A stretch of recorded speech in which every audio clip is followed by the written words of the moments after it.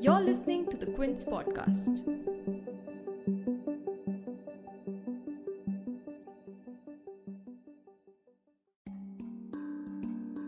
The death of an Indian student, Naveen Gyanagoudar, in Kharkiv on 1st March has brought home the escalating crisis unfolding in Ukraine. Naveen, a fourth-year student of forensic science at Kharkiv National Medical University, had stepped out of his bunker to buy groceries and was in the queue at the local supermarket when Russian shelling began, reportedly targeting the governor's house in Kharkiv. More than 5,000 people, including military personnel and civilians, have lost their lives as the Russian invasion enters its sixth day. Other than the geopolitical crisis created out of Russia's aggression, the invasion has also resulted into a major humanitarian crisis, with more than 800,000 people already having fled Ukraine. And for India, the war has unfolded into a crisis in the form of thousands of stranded citizens, mainly students, who have been stuck in cities across Ukraine. For the past week, uncertainty on leaving Ukraine has been a constant for any person trying to flee the country, with visuals on social media showing long lines of vehicles stuck in traffic on their way to the nearest western border, and some even braving the cold in making the journey on foot along with their belongings. At present, there are nearly 20,000 Indians living in Ukraine, and as tensions escalate in Kharkiv and Kiev, the Indian government has accelerated evacuations under Operation Ganga. The Indian Air Force has also been tapped to help in evacuations. But there are still thousands of students stranded across the country as Russia continues to advance. In today's episode, we bring you a few of these voices. You will also hear from Nitesh Singh, a founding member of Team SOS India, an organization which is helping Indians evacuate. You're tuned in to The Big Story, the podcast where we dissect the headline-making news for you, and I'm your host, Himmat.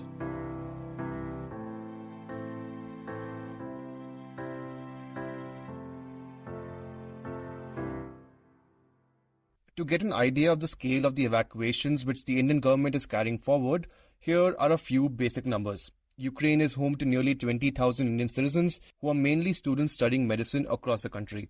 On 1st March, Indian Foreign Secretary Harshvardhan Shringla stated that all Indian nationals have left the Ukrainian capital of Kiev and that the embassy has now been moved to the western city of Lviv. This move comes after Russia's defense ministry asked residents in Kiev to evacuate their home as it planned to strike the city.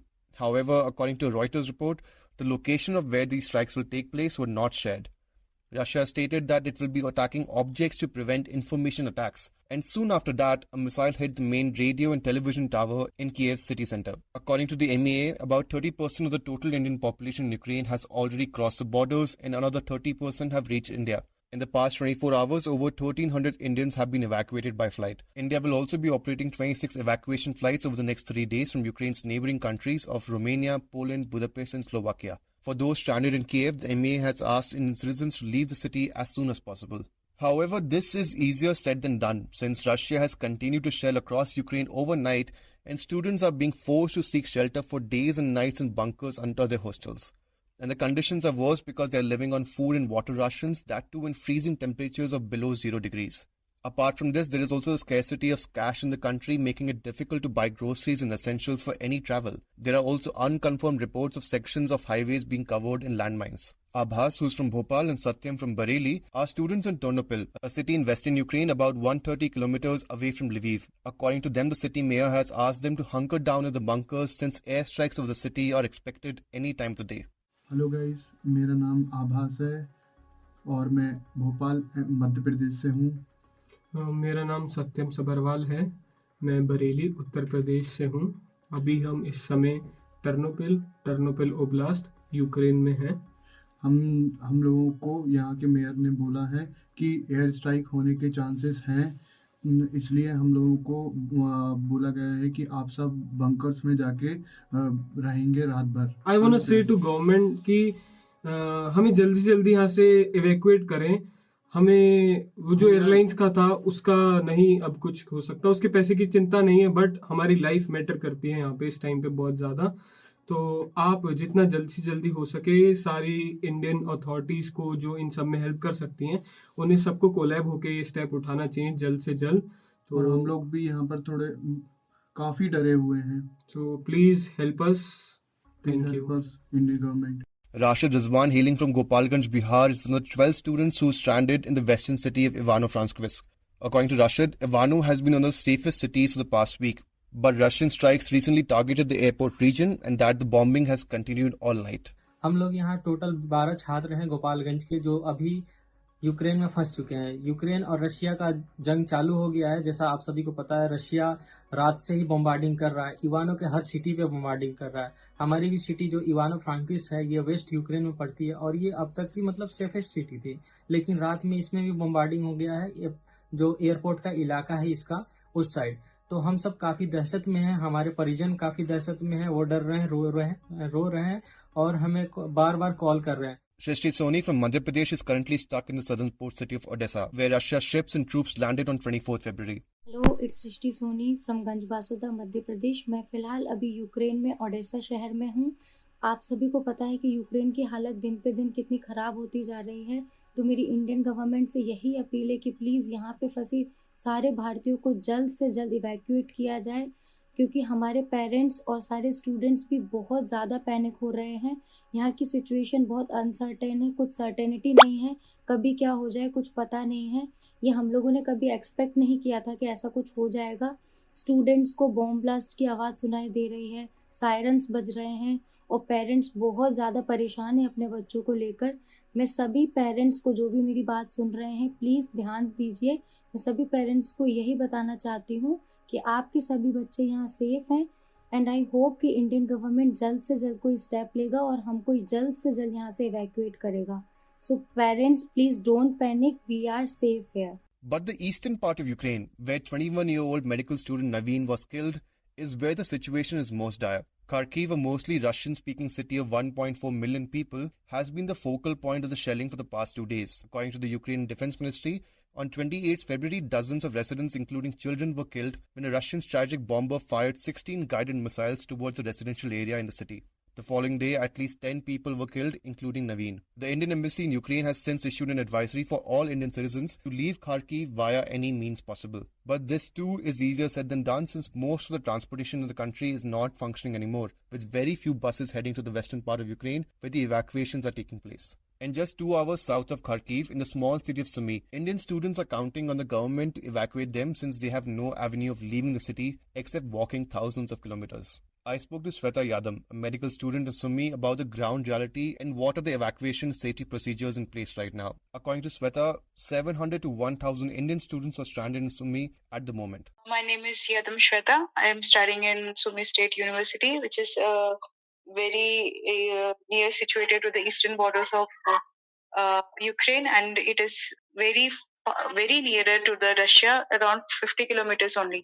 Okay. So what are you studying at Sumy at the moment, at Sumy University at the moment? I'm BBA student studying in 6th year. Okay. So I want to know first, what is the situation on the ground now?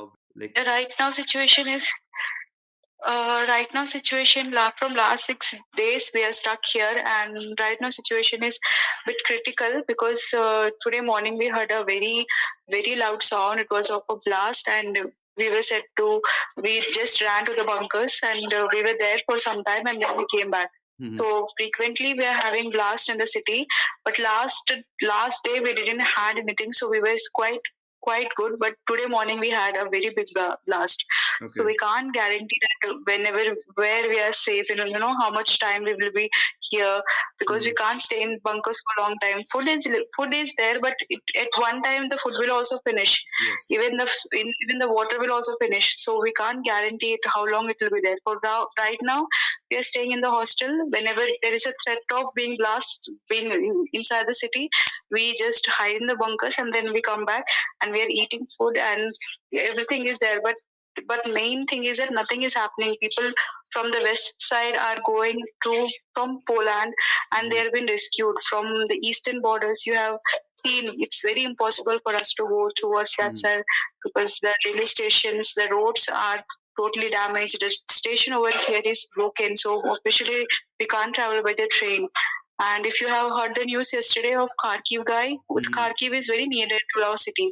He died because he went to the supermarket and he got killed there. So we are just said that don't go outside. So we are staying in the room. Mm-hmm. We are staying in the hostel. And whenever there is nearby a shielding or air or whatever is happening, bomb blast, we are hiding in the bunkers. Shweta, I want to ask, how many people are there with you? Like, is it you alone or are they?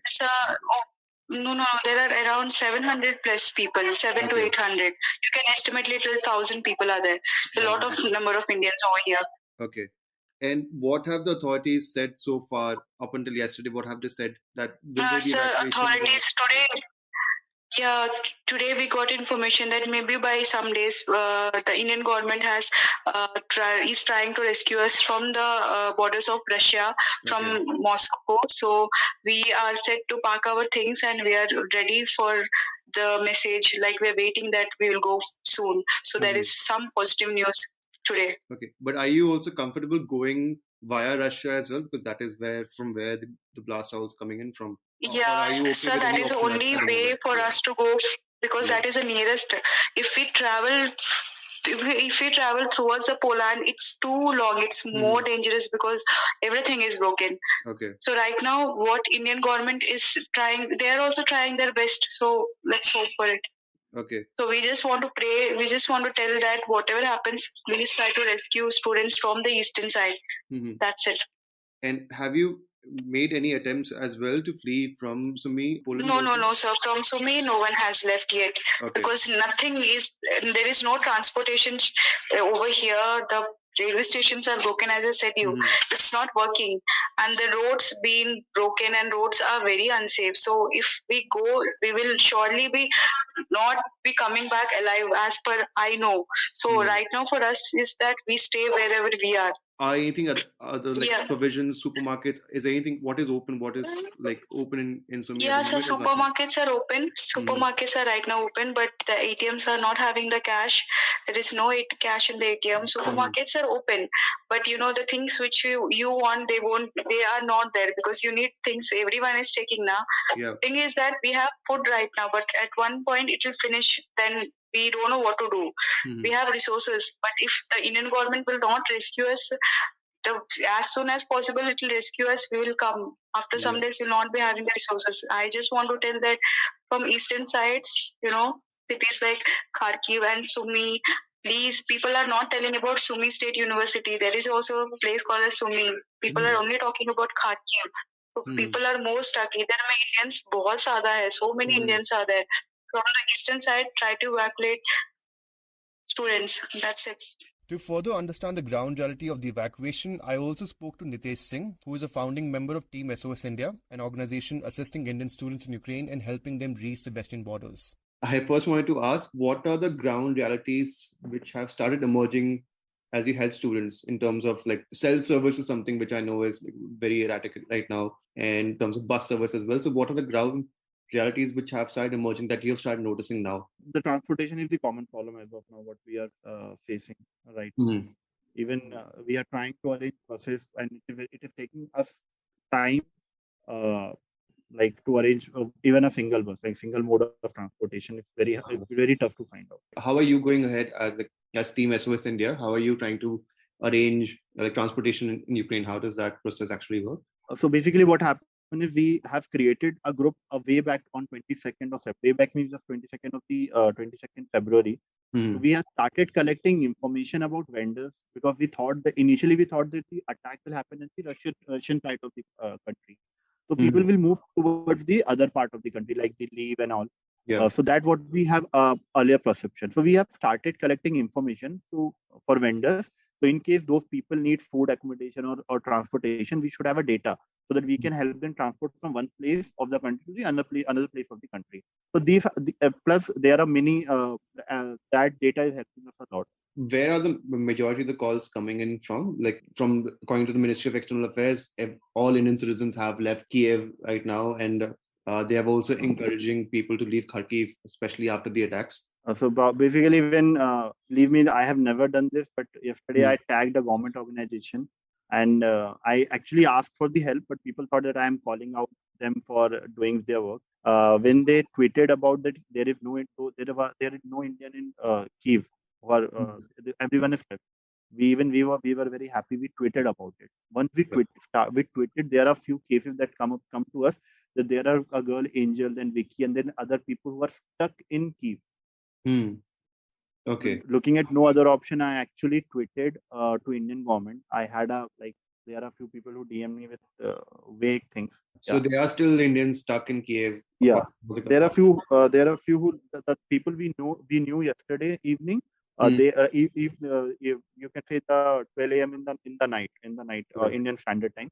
They have left. They have left in the morning itself. And what are the major areas of concern? Like we spoke before this interview as well. You mentioned the city of Sumy, which is on the eastern side of Ukraine, is a major concern. Yeah. So there are many. So if you see the advisory or documentation, people are talking about Kharkiv. Like you're talking about Mumbai, but you're not talking about say a small town. Any small town you can name, and you are not talking about those towns. So people are talking about Kharkiv, but there are many students, like 600 plus students, who are stuck in Sumy, and there is no one is paying. Like there are media who are covering it, but if you see the government advisory and all, you cannot see the name Sumy at anywhere. Like apart from one or two advisories, there is no mention of Sumy. And there are students there who are stuck from 48 hours. They do not have food. We get a calls like when people are talking, they are like they will die. They have a thing that they will die at they might not be able to see another hour. They are in such situation, and we are not doing anything. And as an organization, we are very. I can tell you that we are very helpless in those places where the government is the only thing that can do. So then there is Kharkiv. So Kharkiv, we have seen that there are many students who are stuck in metro. I also want to just quickly go back to the logistics part as well, the transportation part as well. Like how much does it take to because cab services are almost non-existent in Ukraine, or it is very, very expensive right now. So how much if you had to give us a cost estimate, how much would it take from Lviv, from cab from Lviv to the Polish borders or the Romanian borders, or something, let's say from Kiev?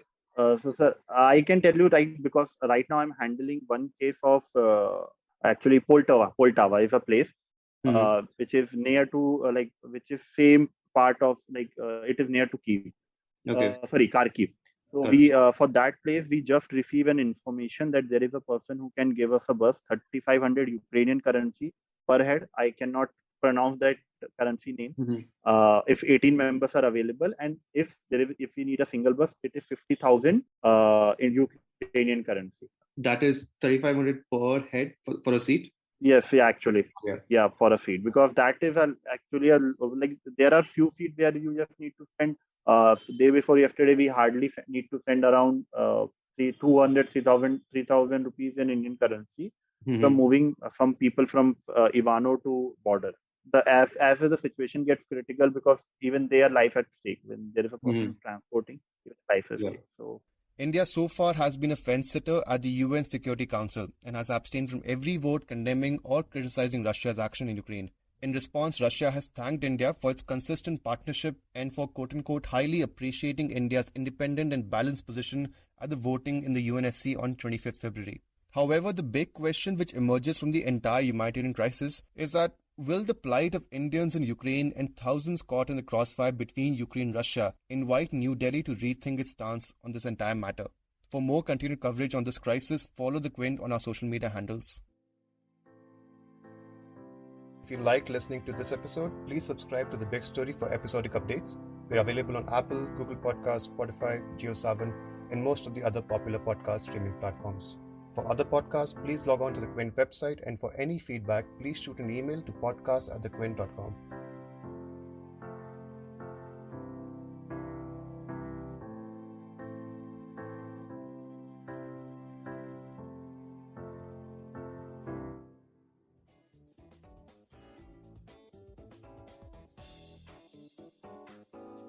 Thanks for listening. Log on to the Quint's website and check out our other podcasts.